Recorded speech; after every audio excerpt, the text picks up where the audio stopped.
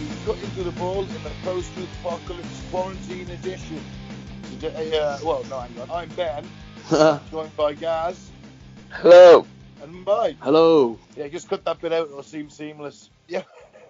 Today we're talking about the Mary Celeste. Interesting mystery, never been solved, allegedly. Ghost ship. Ghost ships. Love me a ghost ship. Is it a cursed ship as well? It didn't have a very good end. Well, not just that, it's history before it was called the Mary Celeste, which I'm sure that wasn't great. it's a cursed ship. Sailors are very superstitious people. Yeah, they're a very superstitious lot. It's probably for good reason, really, because a lot of people die at sea a year. Yeah, it's a bit psychopathic, man. It wouldn't catch me It's dangerous. across the fucking ocean in a wooden boat. You know what I mean? No chance. I've got to tell you guys though, I won't spoil it, but I already have made I actually have I'm not on the fence about this one. I know which theory I'm with. All right, okay. Interesting. Okay. Horrible. Well, I know which one I'm going for. I wonder if it's the same. Anyway, we'll get to that. All right, yes, we will. So, Mike, do you want to thank some new and returning listeners? I can. Oklahoma City, Oklahoma. Never. South Jordan. Where's that then, smart ass? South Jordan, Middle East. No, it's in Utah. It's just down from North Jordan. Ottawa, Canada. Flint, Michigan. Orange, Texas. Ashburn, Virginia. Bass Hill, Australia. Istanbul, Turkey. Shady Nasty, he's back. Hey. Top three: Madrid, Spain, Alexander, Arkansas, and Washington, Virginia. Oh, new one, Washington, Virginia. Oh, thank you very much for listening. Please tell your friends. Yeah. If you have any... I was just thinking that. If you have any friends, tell them. Tell them to listen to us. If you're still a person listening to us three, please go and make some friends. I'd love to see the demographics of the average person that listens to our podcast. They're all awesome. We love you friends, all. or possibly find a partner to have a relationship with. Look, we don't have the biggest following in the world, but we have a loyal following. And for that, we are extremely grateful. All jokes aside, you know that. Indeed. Right, Indubitably. Yes. Shall we do some weird news then? Go on then. All right.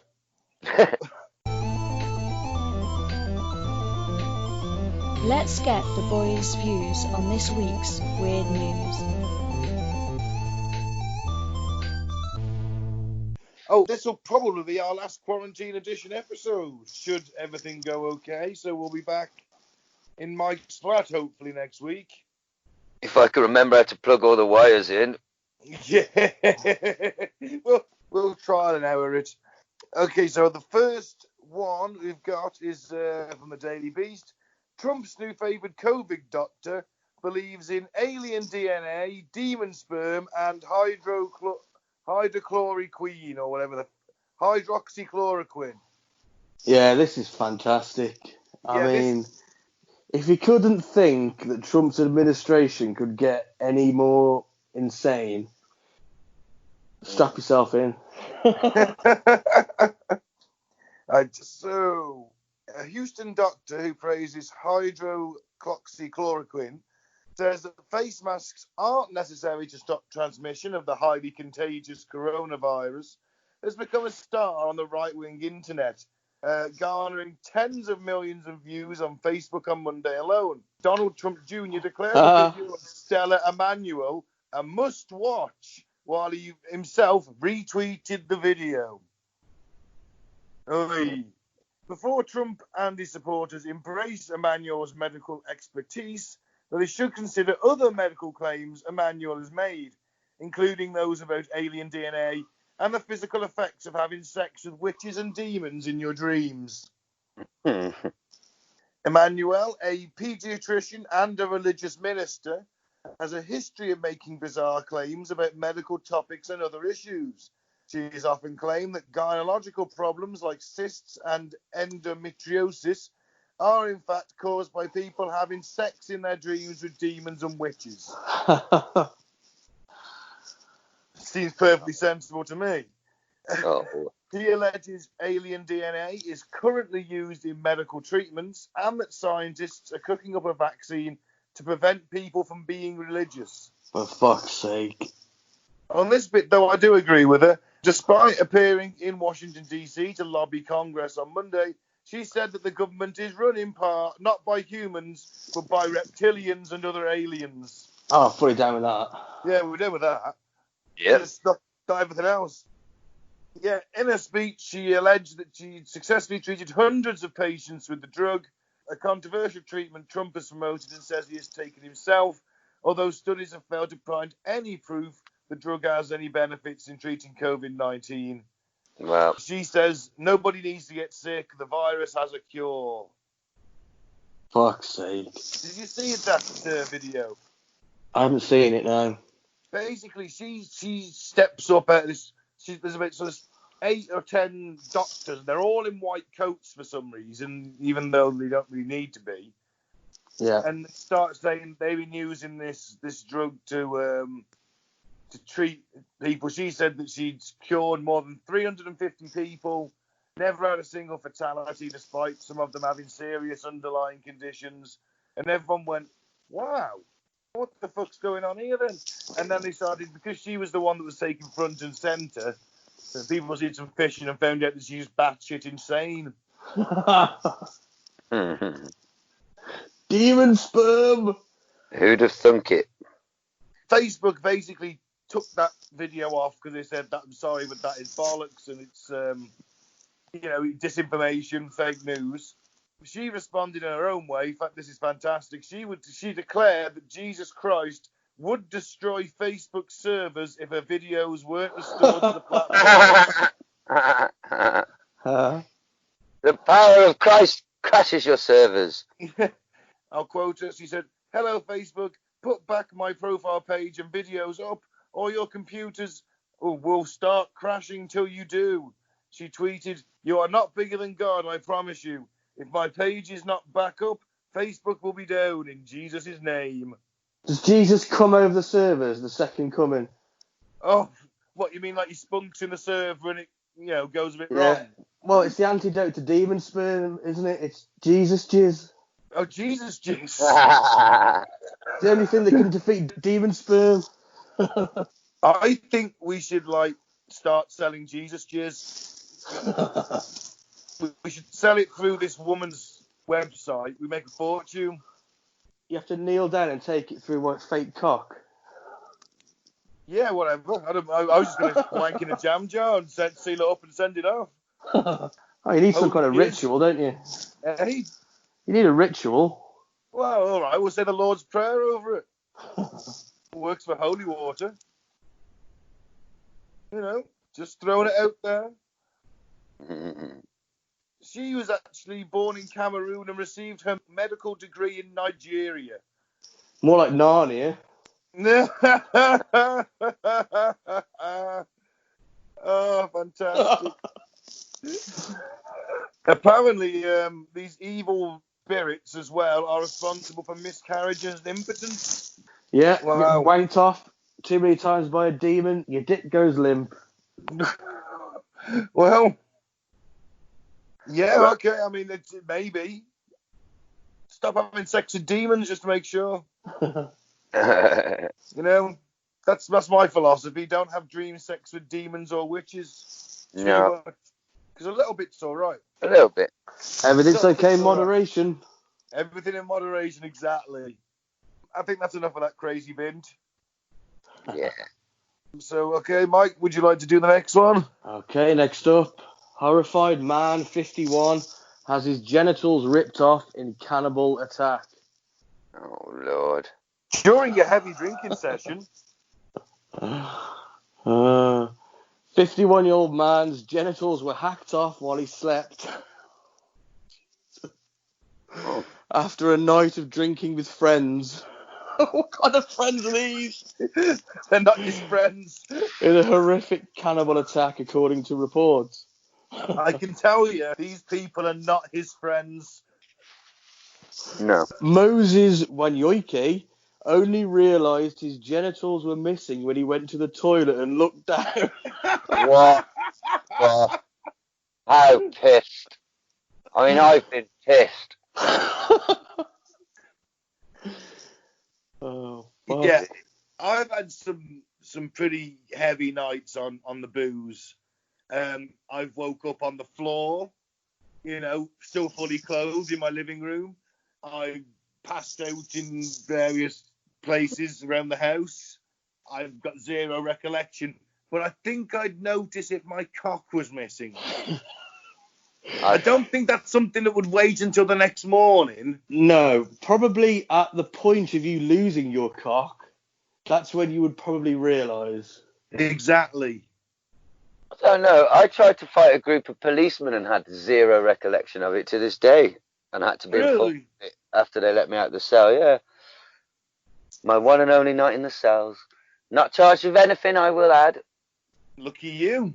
They all just laughed at me the morning after. They could see my perfectly clean record and just said, maybe you shouldn't get that drunk, son. Nah. I think you didn't hurt any of them then. No, of course I did. I was so pissed I could barely stand, but I was that sort of pissed and so drunk and uncooperative that it took several officers, not because I'm hard by any stretch of the imagination, I was just so intensely uncooperative. I don't know how to say that. Belligerent. Yeah, it took several officers to cuff me and get me in the car. My friend said I went in horizontal. It was comical, like literally sort of cuffed behind my back. Like imagine 2 or 3 officers holding me like a long ways and just slinging me in the back. Bless them. They were doing me a favour because I was trying to play chicken with cars apparently at that point. So you talk about talk about losing your genitals. I could imagine me waking up and thinking, "Oh, where did they go?" Because I've done shit and been informed about it. I'm like, that's not me. Oh yes, it was.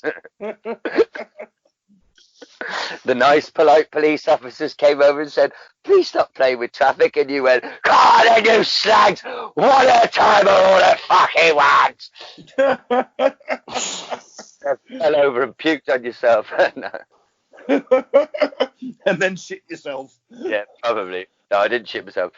Have I told you the full... No, we'll save that one. I have told you the full story of threatening to kill myself in the cell, thinking Yeah. Yeah, there you go. That was that same night.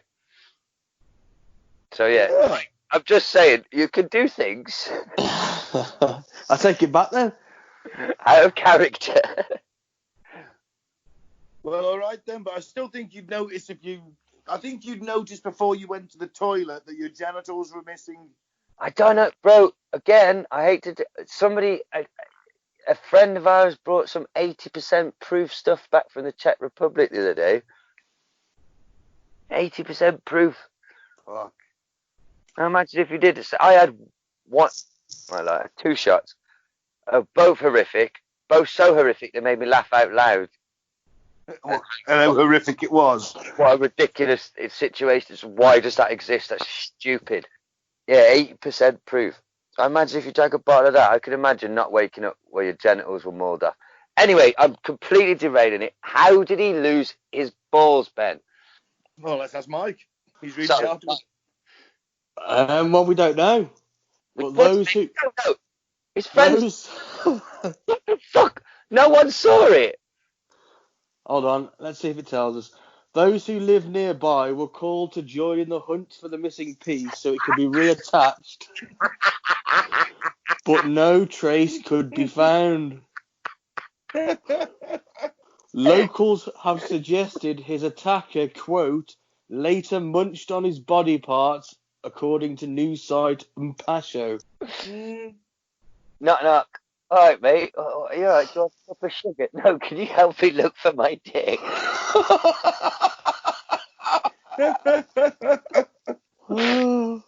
I'll bring my dog if you want. No. When was the last time you seen it? Between his fucking legs, wasn't it?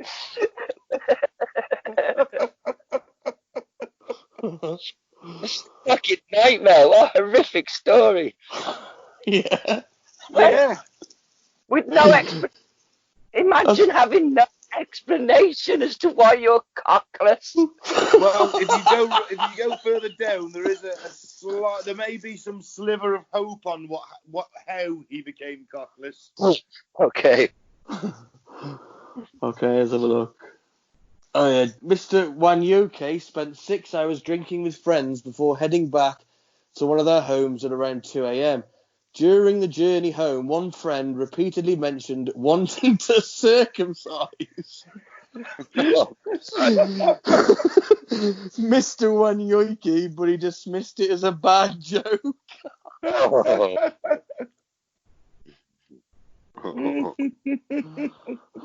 Oh, fuck. Jesus. That's horrendous. Yeah. Oh man, I just imagine the horror. They have got a suspect. Was it? I wonder if the suspect is the mate that wants to circumcise him. It doesn't say, but I imagine it probably is. You know, I'd be quite worried if I'd been. Why are you talking about wanting to circumcise me? At what point are we going to do that tonight? It's not going to happen, mate. Clearly it did. He just took a bit more. He didn't nip the tip. He took the whole thing. All right. So all night, yeah, one of your mates has been pestering you if he can circumcise you, and then at 2 a.m. he says, "You want to come back to my place?" Have you got any scalpels? Let me show you my new knife. Oh man. Me 80% proof Czech liqueur. Oh, unconscious are we? Ooh. Ooh. Oh. I think he needs to get new friends. I don't. Well, he needs a new dick first. That'll be my first concern. Never mind friends. Who wants to be friends with Dickless Johnny? Dickless Moses. It's Moses no bollocks.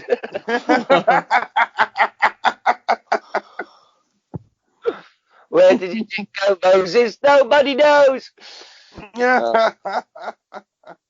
Nobody knows. Oh well. Bless him. Yeah. You lay down with dogs, you get fleas. Just don't hang around with some bloke who says, "Hey, can I circumcise you?" Exactly. While he's pissed. Hang around. Do that. Hang around with circumcised threateners. Lose your cock. Yeah. Right. Never hang around with anyone that's got an obsession with cutting bits off a penis. Don't hang around with anyone. It's fucking safest. Yeah, don't have friends. Stay in and listen to us. Yeah. Right. And finally, I see you've saved the really sensible, serious journalism for me. That's the one. I did have a story for you, but it would have made the weird news very, very penisy, so I'll save it. Exorcist claims possessed woman threw 4 men across room and spoke demonic language. So, I've seen Kamala the Ugandan giant do that in the WWF after the 1980s. I think it's real. Shall I read the article? Yes, please. This is a pro wrestling story, I bet you. Exorcist Bishop Plato Angelicus has claimed a very good wrestling name. He witnessed a victim of demonic possession gain superhuman strength and throw 4 men across a room after speaking in a demonic tongue. A practicing exorcist claims he once witnessed a terrifying case of demonic possession where a woman with blah, blah, blah, blah, blah, blah. The victim, a 60-year-old woman, was said to have, quote, eaten or drank anything for a month. Not eaten or drank anything for a month.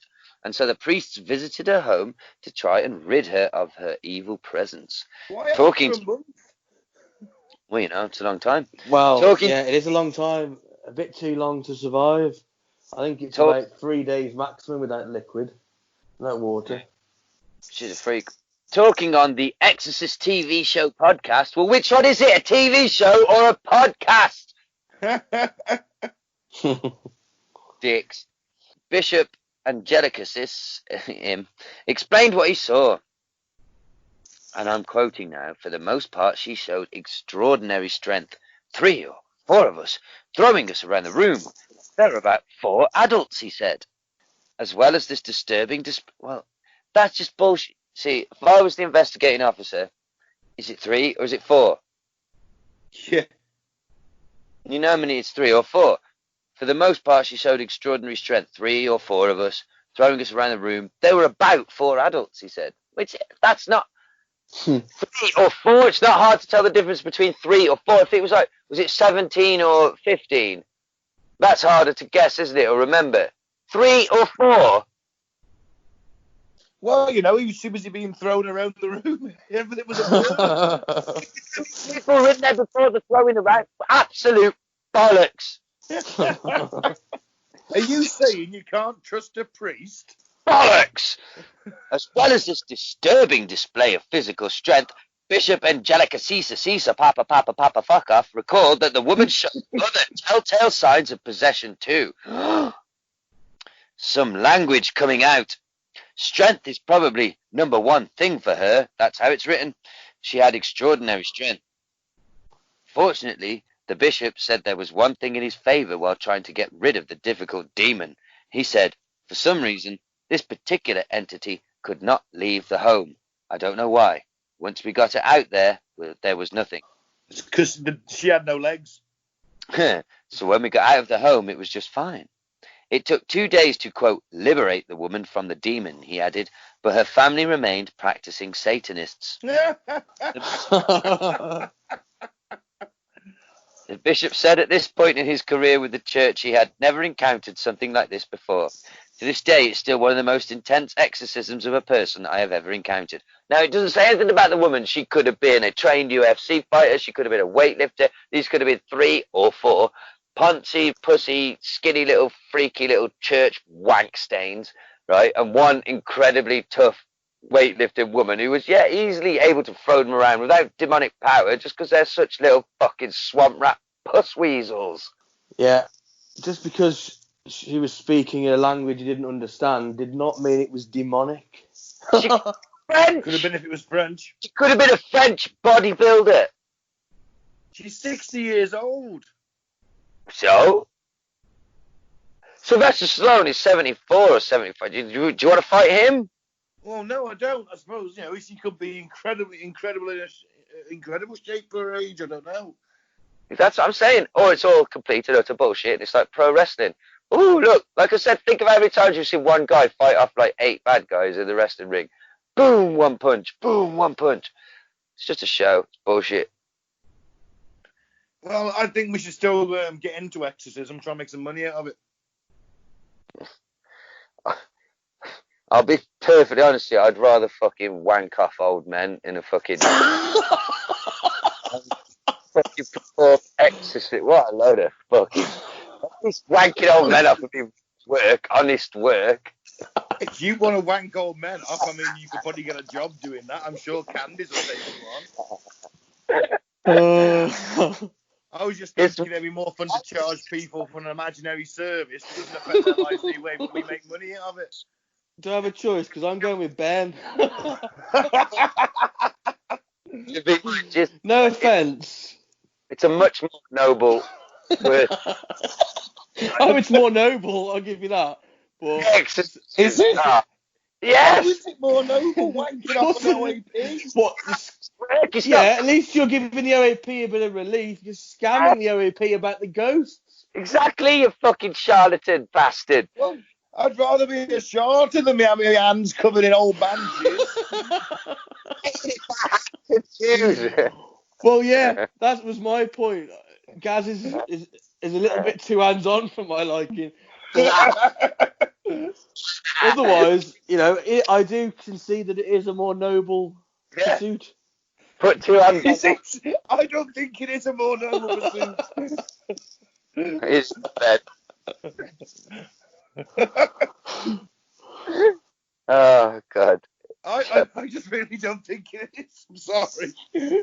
Well, but outvoted. Should we talk about the main subject? You're outvoted. Yeah. Mike's coming to off the exorcism. Well, Nick said it's more noble. Oh, right. He Well, didn't both. say do it. He just said it's more noble. He agrees. Well, screw you guys. I'll have my own exorcism party with blackjack and hookers. Skid, guys. I'll go home. Let's talk about the Mary Celeste. So, Wow, that's got to be one of our most disturbing segues, isn't it? And what? fucking- So, wank off old men for money, from exorcisms for money. It's more noble. It's not disturbing. Let's move on. I bet there was a lot of men getting wanked off on the Mary Celeste, though. Of course, on all sailing ships, mate.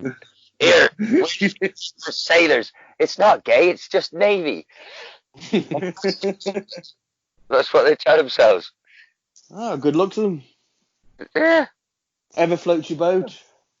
Or doesn't. Copious amounts of jizz in this scenario, I think. That floats it.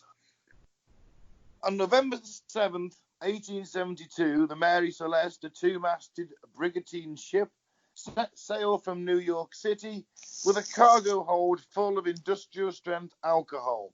7 crew, Captain Benjamin Spooner Briggs, his wife Sarah, and their 2-year-old daughter Sophia, and their destination was Genoa in Italy. Now, nearly a month later, on December 5th, the crew of the De Gratia spotted the Mary Celeste in the mid-Atlantic. Now, the captain of the De Gratia, David Morehouse, was actually good mates with Captain Briggs, and they dined together the night before Briggs had left. Is that a euphemism? Maybe, because life's lonely at sea, but then again, I suppose Briggs has got his wife with him. Swingers? Maybe they are, you know. Who's to comment? This is 1872. Anything went. So they knew each other. So when they actually sort of pulled up alongside, or saw this abandoned ship, he was like, "Well, that's Briggs' ship. What's going on?" So they tried to obviously get the attention of anyone on board. There wasn't anybody on board. Basically, it was abandoned, completely abandoned. Can I just, sorry to interrupt, but let's just put a tiny pin in it, because I think we're missing quite a big chunk of, and it will take 2 seconds to tell you, before the Mary Celeste was the Mary Celeste. It was called the Amazon. Do you know this bit, Mike? I do, but yeah, repeat it for the listener, obviously. Because, so, before all this, the fucking thing's already cursed. So, basically, very briefly, it was called the Amazon. He went out on his maiden voyage, and the ship's captain fell very ill, so they turned around and went back, but he died. And then somebody else took it out, took over as captain, and it crashed with some fishing equipment near Maine. And then, after leaving London, it ran into and sank another brig in the English Channel. So it was a pretty fucking jinxed bit of kit. Like we hinted at earlier, sailors are very superstitious, so the name was changed and all that, and it was like, yeah, no, it's fine, let's go. So off they go now on their jinxed apparently ship. Changing the ship's name works.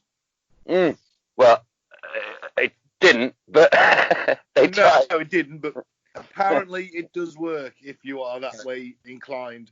Okay, so you felt better about going out on it again then. And yeah. So but mate sees it in the distance. Yeah, he saw her in the distance, and she'd sailed from the same port just 8 days before his own departure. Concerned, he changed course and launched a boarding party to check on the crew and passengers of the Mary Celeste. The crew found the Mary Celeste in decent shape, despite the North Atlantic's foul disposition at that time of year. The cargo, save for a few barrels of alcohol, was intact. The ship was well stocked with enough food and water to last 6 months. And the crewman's gear was still in their quarters, but the crew, the captain, his family, the ship's compass, and the longboat was gone. Do you know about the sails and stuff being slightly torn and? Yeah. Yeah.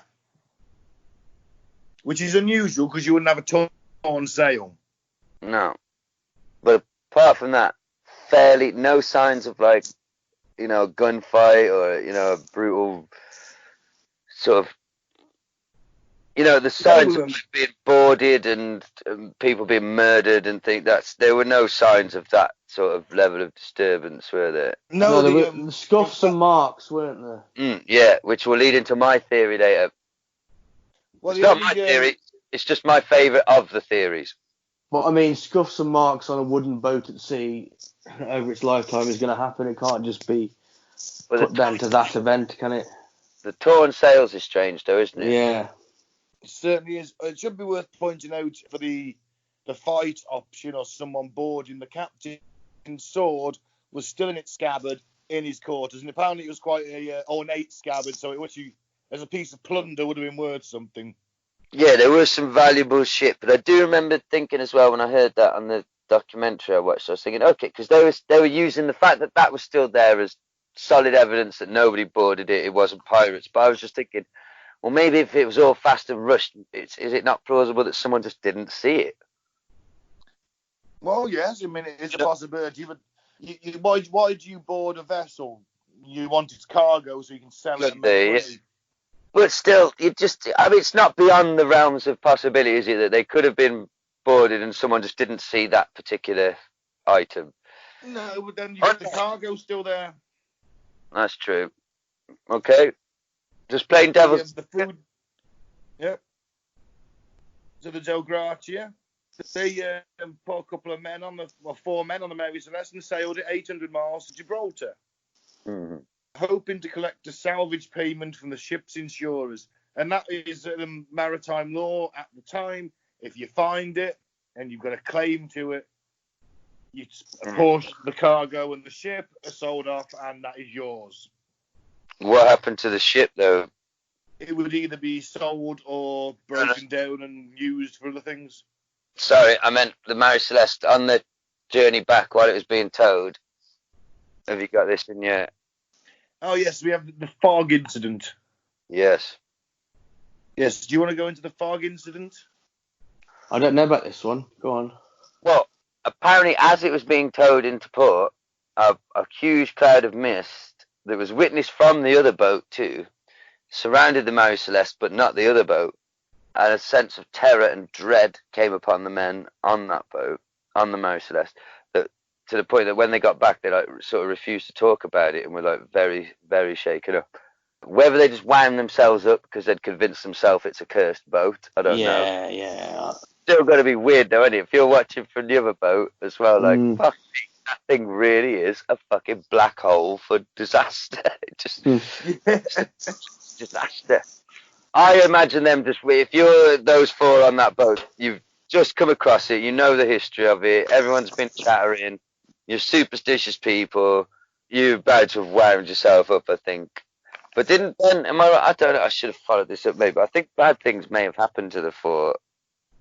I'll try and have a look now. I think they may have gone nuts. I don't know, they certainly refused to talk about what had happened while they were enveloped by the fog. They buggered the shit out of each other. Radio. See how do it. There were semen flying everywhere. Oh, right. Semen stains. Brought to the cabin boy. Completely innocent, honestly, that program was. Of course. No, it's like you say, sailors are superstitious people nowadays. They're even more superstitious back then. You know, and stuff, you know, you do get weird weather at sea. Maybe a bank of cloud just kind of rolled in and that was it. You know, who knows? Maybe they just got freaked. They freaked themselves out. Maybe one of them put a sheet over his head and ran around pretending to be a ghost and didn't own up to it. Well, apparently, is it Conan Doyle had a theory about it, didn't he? Yeah. He wrote a book. Quite a racist book. Well, sign of the times, I'm afraid. Yeah, in the 1920s, and it became like obviously popular, and that was the myth at the time that natives from a nearby island captured them and probably ate them or something. Oh, a lot of cannibalism going on, isn't there, in the world? Yeah, some guy just got his fucking balls and cock bit off. Very true. You got anything, Gaz? Well, I know what my favourite theory is. Well, let's just say that the crew of the De Gratia got it back to Gibraltar, and the British Vice Admiralty Court basically said, okay, there's something not quite right about this, but we don't know what it is. It's because the crew and the passengers were missing. They didn't take any personal effects or food and water, and the crew of the De Gratia just found it there, solid condition, like sailing itself, and it can't first implied that the crew of the De Gratia had murdered everybody aboard the Mary Celeste and dumped their bodies at sea, sailed the stolen ship and its cargo to Gibraltar to claim salvage payments. Yeah, that was the first theory, wasn't it? Yeah. Hey? They were cleared of that. No evidence of foul play. They did, yeah, it's a bit shit that they all got hauled up into court and everything, didn't they? And accused. But I suppose it's a bit dodgy. If you just turn up with an empty boat, you're like, yeah, found it like that. Of course. I found it like that. It's mine now, isn't it?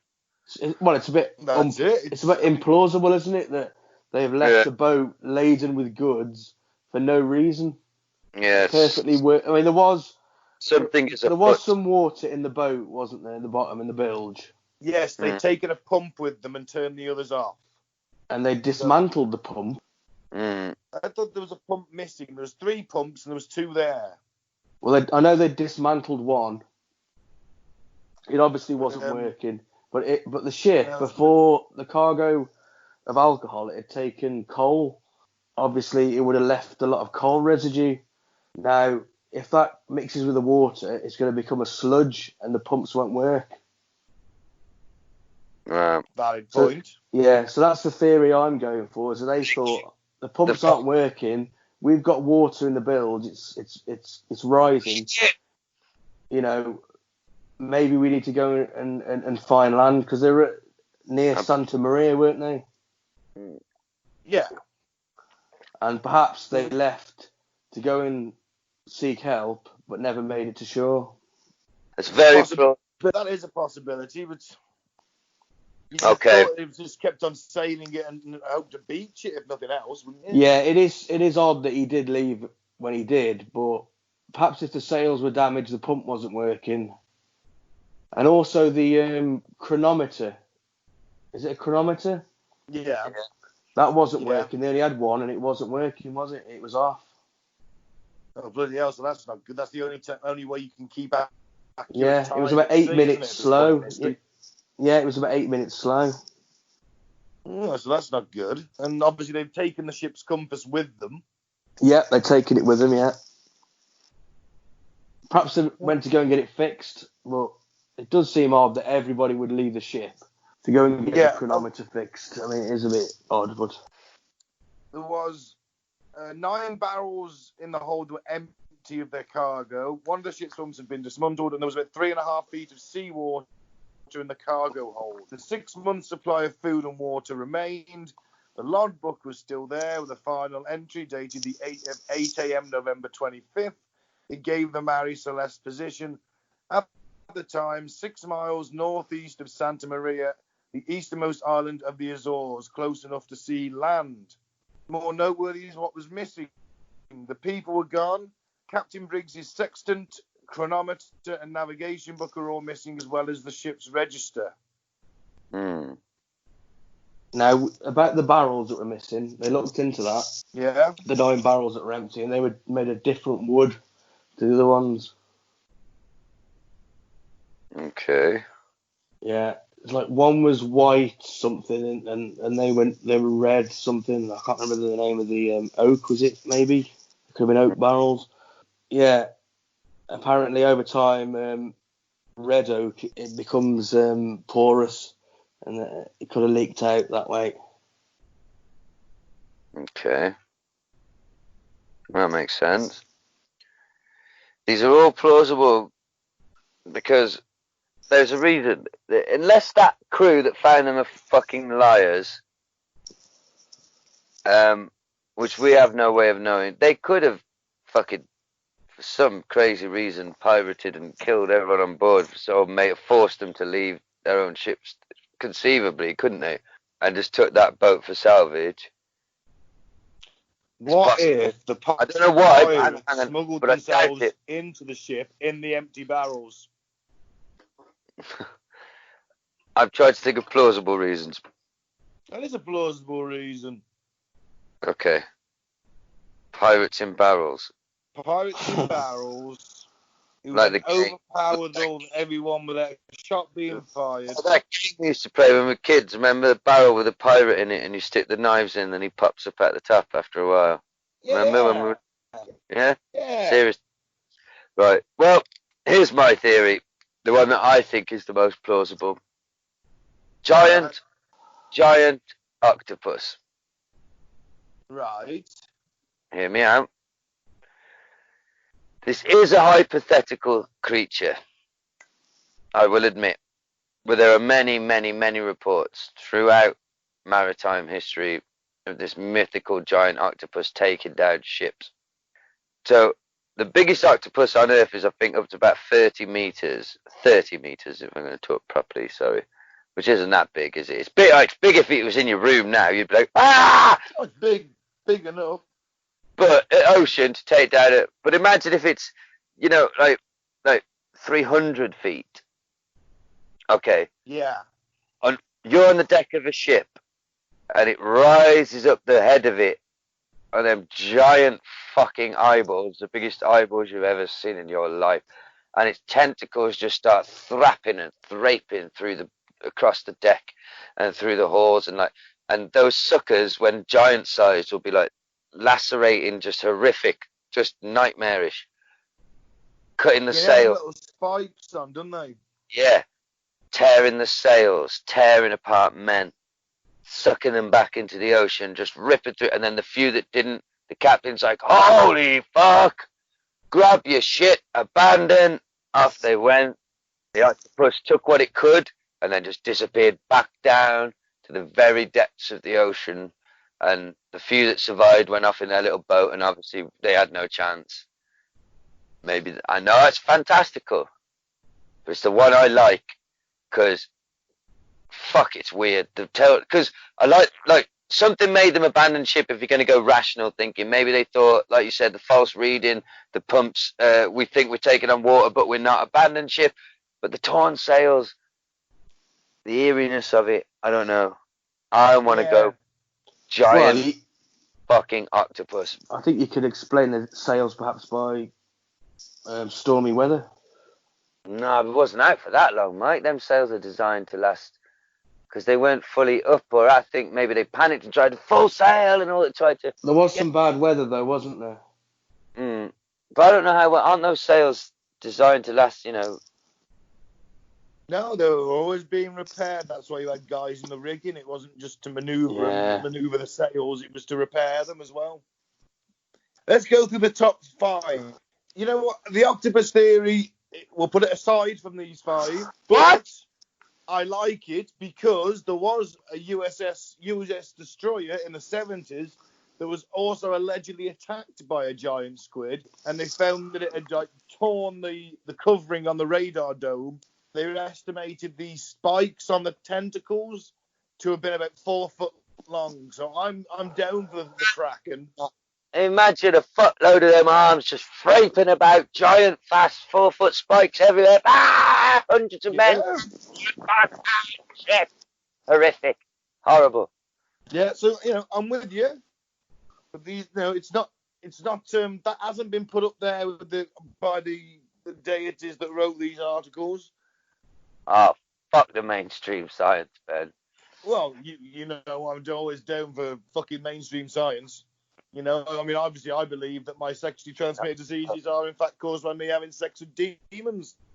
Ben, I think you've got it mixed up. What you're down for is having sex is fucking mainstream scientists. Oh. Whatever.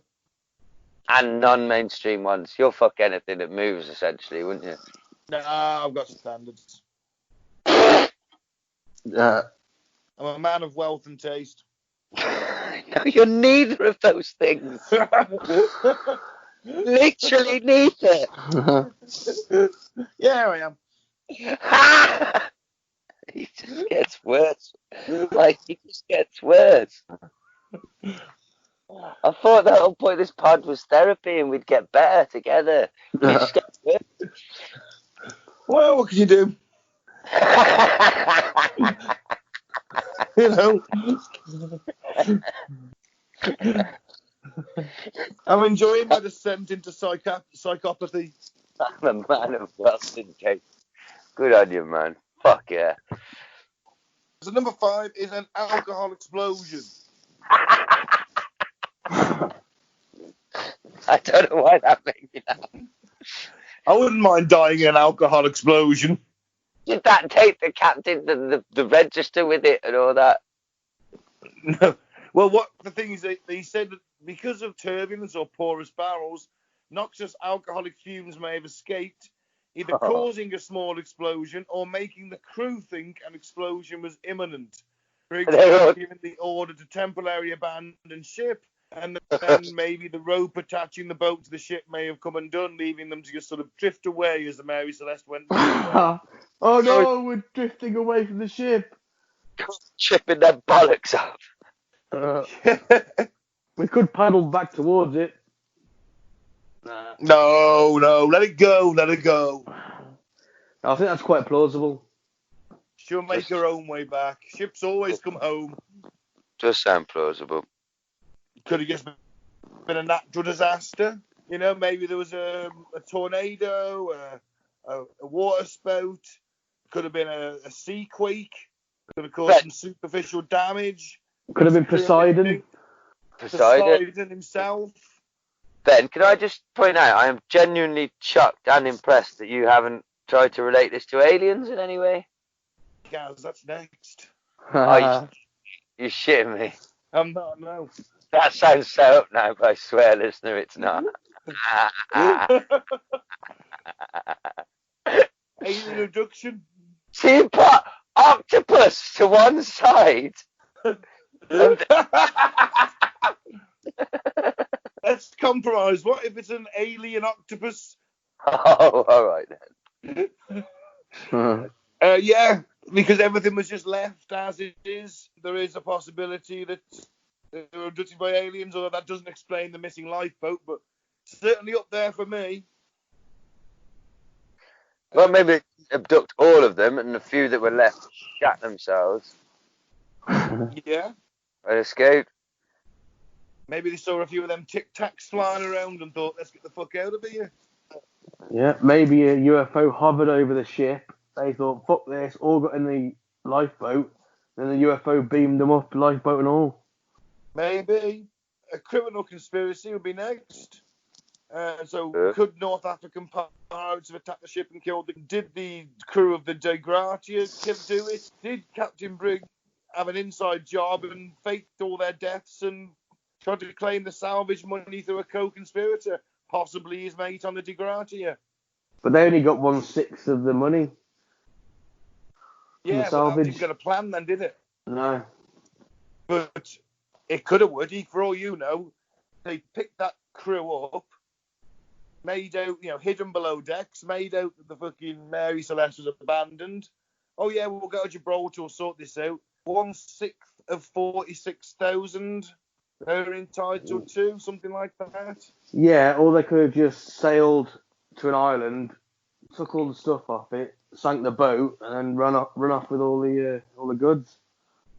Well, all right. Either way, it could be an inside job. Not sure on that one. Or it could have just been some kind of weird, crazy mutiny, because maybe a couple of members of the crew got violently drunk on the industrial alcohol and killed everybody before taking the ship's lifeboat. Were they rocking the boat, man? Well, maybe that was it. I don't know. Maybe they just killed everybody, threw the bodies overboard, cleaned up, and then buggered off. Or died themselves. Well, yeah. There's a theory that Conan Doyle put forward when he wrote his book. Basically said that it was treachery on board. mutiny. Mutiny on the Mary Celeste. Isn't there? I had a book when I was a kid called Mutiny on the Bounty. Yeah, that's a book. It's a film as well. I've seen the film, yeah. It's like a Marlon Brando in it. I think it's a historical event. Could be. I think, there was mutiny on the ship called the Bounty.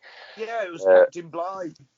Oh, there you go, yeah. I can't remember any details, I just remember the title of it. It was like, them kids' versions of like a, like a little penguin hardback. Yeah. You know what I mean. Yeah, Ladybird book almost. Ladybird book, that's what exactly, it was illustrated, that's exactly, and it looked like Master and Commander, that sort of time. Yes. Yeah, that's it. See, I liked history when I was 5.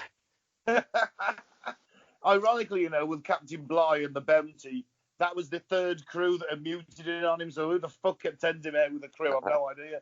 He must have been a really shit captain, or he just had really shit luck with crews, I don't know. Probably low people skills, and being a shit captain wouldn't help. Yeah. Oh, well. Yeah, his 3rd fucking mutiny. Huh. That's not good, is it? If you were the manager of 3 different factories, and at the first 2 you're a manager of, everyone turned against you and violently tried to throw you out of your office, and the 3rd one gives you a manager's job, then shame on him. Exactly. I mean, remember that these ships, it was like the captain was effectively God on these ships. There is nothing else around you for miles. I mean, if he says that you're a cunt and you're getting flogged and lashed, your cat o' nine tails coming out, it's going to happen. He literally has the power of life and death over the crew. Depending on what a twat he was, depends whether the crew's going to decide, you know what, I've had enough of this. And if they do get him, kill him and throw him overboard, who can dispute the story that he just didn't die? Yeah. Yeah, exactly. Oh, he went crazy overboard. He went nuts. All 50 of us say he went nuts and jumped overboard. Yeah. He's sleeping with the fishes now. Yeah. Well, so, alright then. Where are you boys leaning towards? Well, I mean, obviously I'm going for alien abduction. Oh, did we go for the list? Shit. Yeah. Oh, sorry, my fucking stoner, man. I like the idea of the alcohol, the potential explosion, so they left the ship. Or perhaps to fix the chronometer and get some, I don't know. It's a strange one, isn't it? That's why it's a mystery. Yeah. Mm. The giant squid one, it could have just been, I don't know, adverse weather made them think that the ship was sinking, so that, well, it's calmed down, let's get out of here. We can make it to land. Then they didn't. No, they did not. I mean, it could be anything, but okay, why leave? If I'm honest, I think the one, because I've just thought of it in Star Trek terms, like, okay, there's like some really bad leak on the Enterprise, like, let's get in all the like escape ships, and we'll just tag alongside it with a tractor beam until it's safe to go back on board. But then something comes along, fucking separates the tractor beam. Oh, off goes your big house, and you're left in these little shitty shuttles, and then dead. Yeah. So yeah. So instead of a warp breach in the warp core, like you're saying, just like an alcohol barrel went off and let out some shit. Yeah. Nice, yeah. It in them terms, and that's what Picard would do. He'd be like, we'll abandon ship, but not completely abandon ship, because it'll be all right in a few hours or weeks. Well, I think John Luke would stay on board the bridge. No, if it's poisonous atmosphere, he wouldn't pointlessly kill himself. If it was like, look, we've got to gaff the ship for a couple of weeks, and it'll be safe to get back on, or till we get to port, let's just stay tagged along to the side. So we don't lose the big fucker. Yeah, I'm just saying, to me, that might be one of the most plausible or misleading instruments that made them believe that they were taking on water, or something made them go, oh, fuck, let's go off quick. And then obviously things went wrong. Or, honestly, that image of the giant thing, just them tentacles tearing all over the deck and through the ship and just obliterating the crew, just like, ah! And then a few of them grabbing their shit and escaping in horror, sheer fucking horror.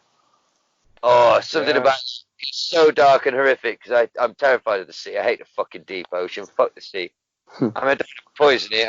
I know we're dependent upon it. I love it, but I hate it, if you know what I'm saying. I don't want to be on it, and I've got no place in it, and you will never see me. So, I like the idea that the captain's just like, hello, beastie, as the big fucking squid comes up. Hello, big boy. Think you do you? Fucking chase me. Hey, big like in Jurassic Park. With it, when Jeff Goldblum with the flare, the captain with that shiny thing that, oh no, because it stayed behind him. Telescope or whatever, he's like, oh, you big slimy fucker. Hey, I'll lead you to the depths of watery hell, you slimy piece of scum. Take him down to Davy Jones's locker. Yeah.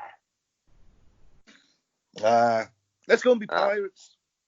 No, involves the ocean. No, what about like the Somalian pirates? We're going to join up with them. Still involves the ocean. Can I be like a ground? That far, though. I don't want to be. I can be a ground pirate.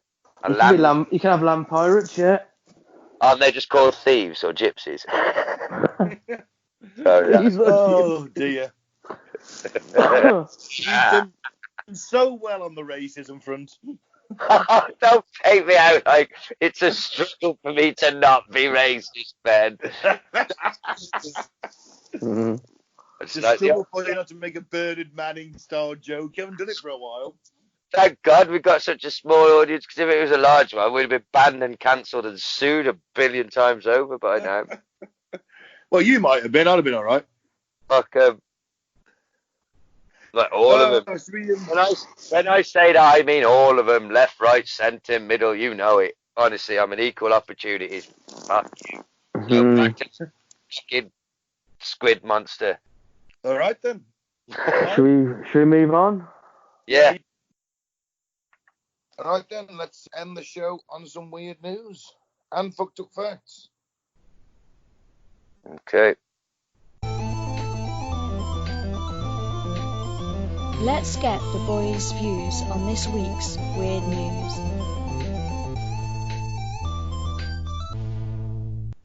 Alright, so what we got first?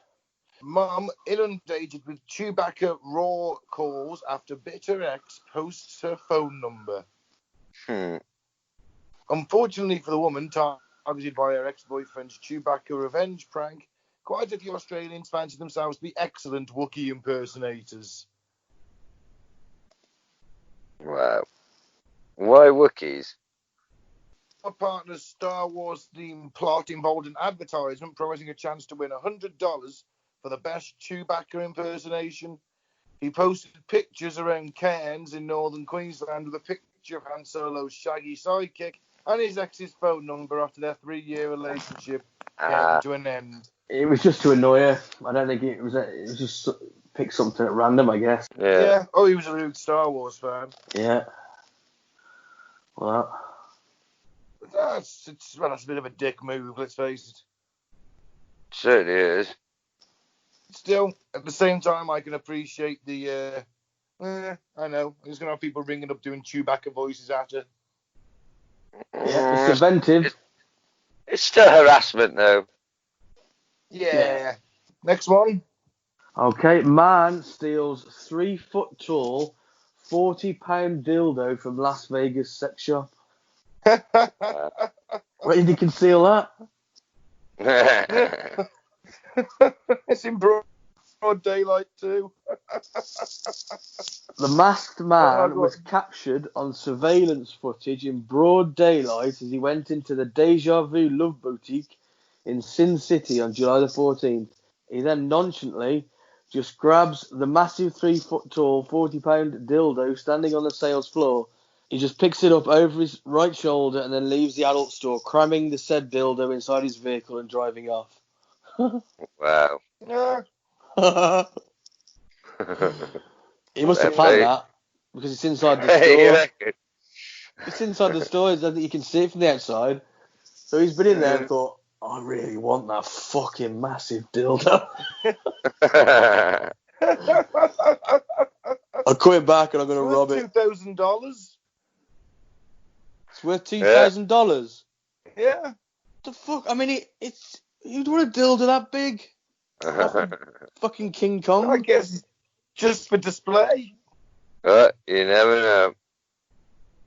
You know, what if wouldn't you want one in your front room, Mike? No. Oh. Call me old-fashioned, but giant phalluses in the corner of my room is just, it's not something I'm into. Maybe you're not going to like your Christmas present. Right. I'm not laughing at that. I'm laughing at the fact that you get me a Christmas present. You know I don't do Christmas. Exactly. So I thought I'd buy you a 3-foot tall cock. That's what I've always wanted. See, I knew it. I've seen your wish list on Amazon. I'll call it Moby, and I'll love it every day. Okay. All right, then. Moving on. I'm moving on, then. Yeah, okay. Boffins find giant cock of balls near an ancient monument. Thousands of years before the birth of Hold Christ. on, 1 second, Gaz. Can you give us the headline? That was it, wasn't it? No, that's a sub-headline. Oh, I can't see it. Right at the top in big letters. No, because I've had to screenshot it so I can see if I can read okay. it. It says Bonehenge. Bonehenge, okay. Yeah, that was worth it. Okay, right. Thousands of years before the birth of Christ, very strange people were busily working wonders on Salisbury Plain in the south of England. Their most famous work was Stonehenge, a circle of stone monoliths that has captivated humanity for millennia. But there are other less obvious wonders still undiscovered in the Wiltshire soil. 2 weeks ago, a team of academics from the universities of St Andrews, Birmingham, Warwick, Bradford, Glasgow, and of Wales Trinity St David University found a ring of large shafts near Stonehenge, which form the largest prehistoric monument that has ever been discovered in Britain. And last week, boffins from the University of West Lancashire found the outline of a giant, in capitals, cock and balls in a field near the Hen. Professor Darwin Peterson, head of archaeology at West Lancashire, explained, primitive people are well known for their depictions of the male phallus. The Cairn-Abbas giant is perhaps the most well known, but this latest find is very significant and adds a new dimension. It is the earliest known depiction of a drop of spunk coming from the chapsai, and as such alters. No, that's in the article. That is in the article. It is. I'm reading it too. It is in the article. And as such, casual racism by the sport. And as such, alters much we thought we knew about the Middle Stone Age. West Lancashire experts studied satellite photos taken during the dry spell earlier this year. Professor Peterson added, the ground conditions must have been just right to expose the outline of the vastly ancient form. It's all very exciting. Stone Age megacocks do not come along every day, you know. They certainly don't. The news. Wow. Oh, wow. Fucked up facts? Yeah. Wow. Can we have a jingle? Facts. Fucked up facts. Facts. Here's another cock-related fact. There's been a lot of penis today. Always is. Point that out. Wait till the one I've got for next week then. Hiking highlights of New Zealand include Bob's Knob, Doctor's Knob, Nervous Knob, and Bonar Knob. Is these just people you got to look at, or are they places? Places. All right. So you're going around New Zealand looking at dongs? Well, that's great. Whatever you're into. Yeah. Whatever floats your motherfucking boat. I think we'd established it was jizz. Floats your boat? Yeah. I thought we'd established that all the sailors were jizzing and keeping the boat afloat. Oh, you well. know jizz.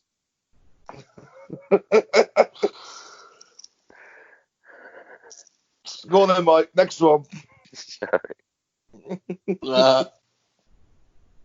Vampire bats practice social distancing when they feel ill.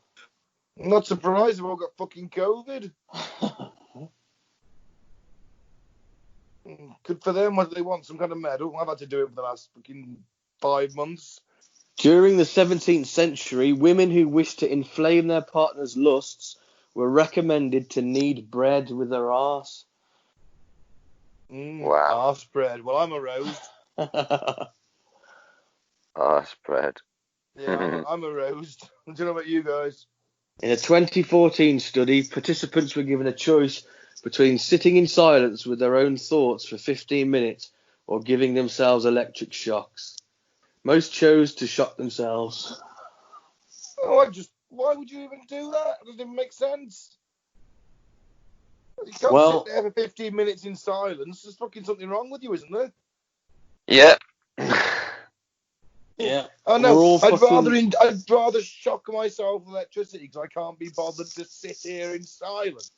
There's a saying, isn't there, that all men's problems arise from not being able to sit with their own thoughts in silence. Never had that problem. Well, I haven't, no, but I see humanity as a whole. Nah, I think these fuckers are either sadists, masochists, who are very much into electro play, or people who've got massive ADHD.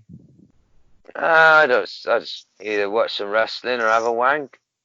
Well, yeah, I wouldn't even take part in the. Well, you're not wanking to the wrestling, are you? No, I would never mix the two. He's only wanking when the electric shocks come. Power wank! Yeah, I have the power!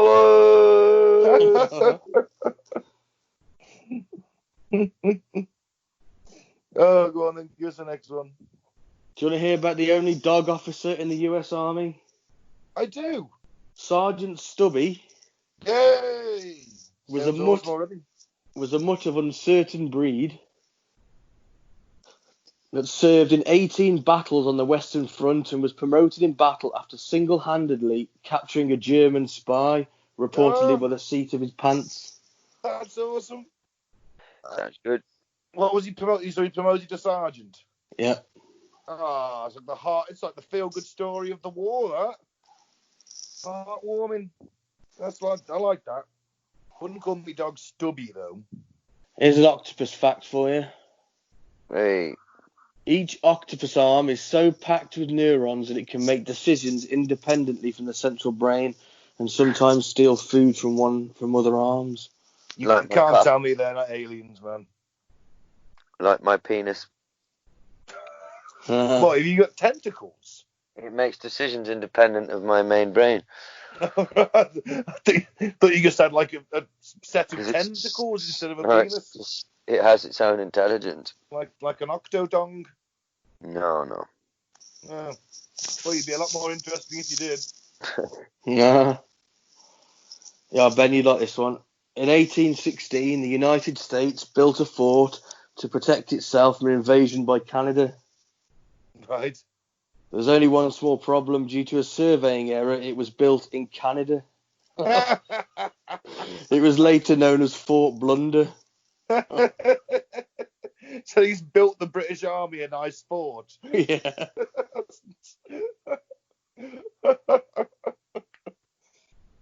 Brilliant.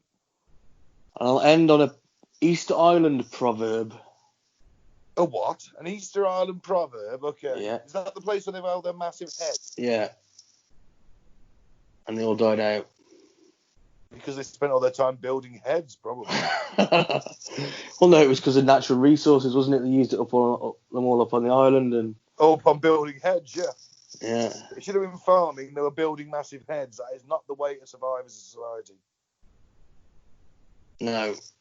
But at least they gave us something. This proverb. Okay. We are born, we eat sweet potatoes, then we die.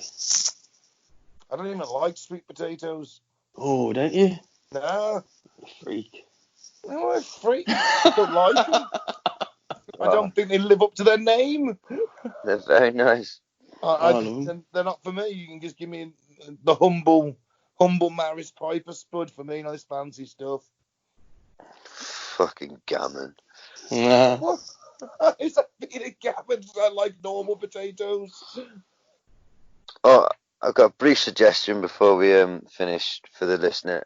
Just through field research that I've done, that the shops that seem to really not give a fuck about masks and really genuinely, and I've tried this in several different ones, are the Polish shops.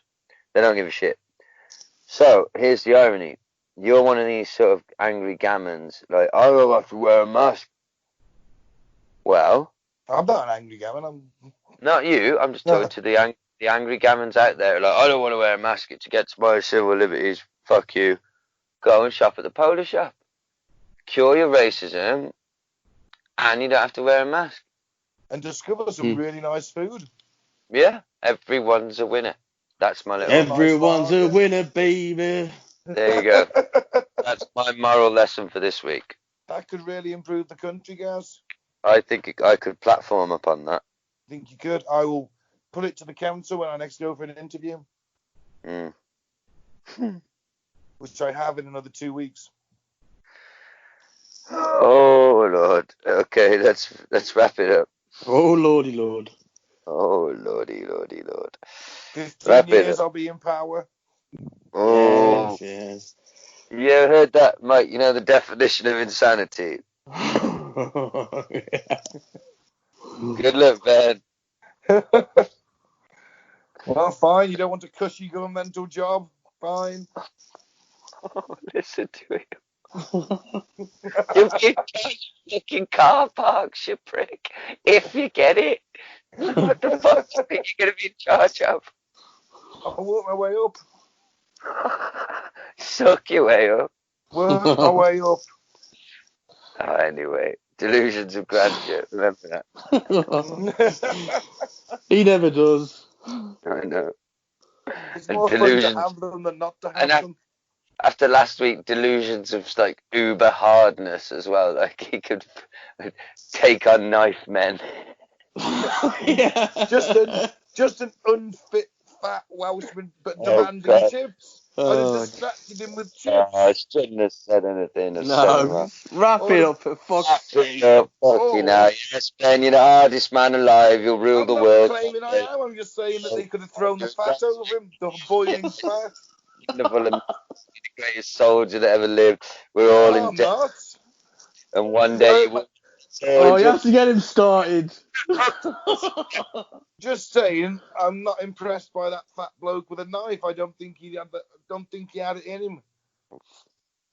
All right. Wrap it up. Come on. All right. I've been Ben. Thanks for listening. Don't drink the Flavour Aid. Don't join a cult, and do attempt to tackle drunk fat Welshmen. Should you have the chance? No, don't do that. Oh yeah, don't do that. Yeah, sorry. That's just hard as Ben. God. Well, I am the knight. Shut up. I've been Gaz, free Biff Tannen. Thanks for listening. Good night. I've been Mike. Thanks for listening. Peace out. May the force be with you. Good night. And I am the knight.